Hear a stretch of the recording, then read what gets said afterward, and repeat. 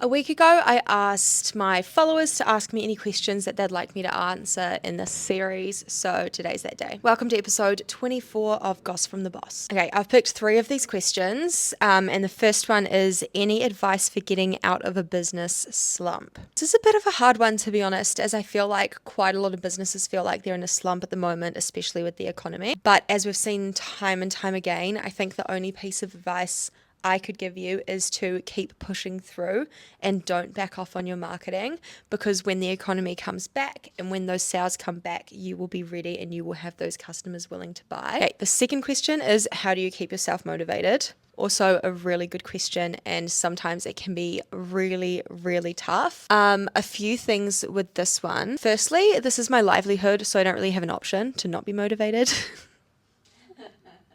If I want to eat, I got to keep going.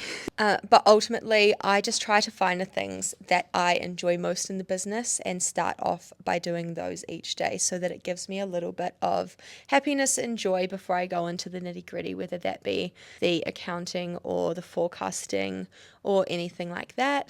I also make sure there is a lot in the diary, both for business and in my personal life, to look forward to and to work towards. So that's a constant reminder to be motivated, because you've got deadlines for certain things coming up, and that seems to work quite well for me. Cool. Third question I picked, will you eventually hire more full-timers?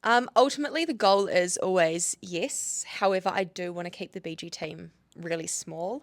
I like the idea of running a small team and everyone gets to do quite a variation of jobs within the company. So depending on how this year goes, depending on how next year goes, yeah, we probably will continue hiring. But for now, our little team of two does the job.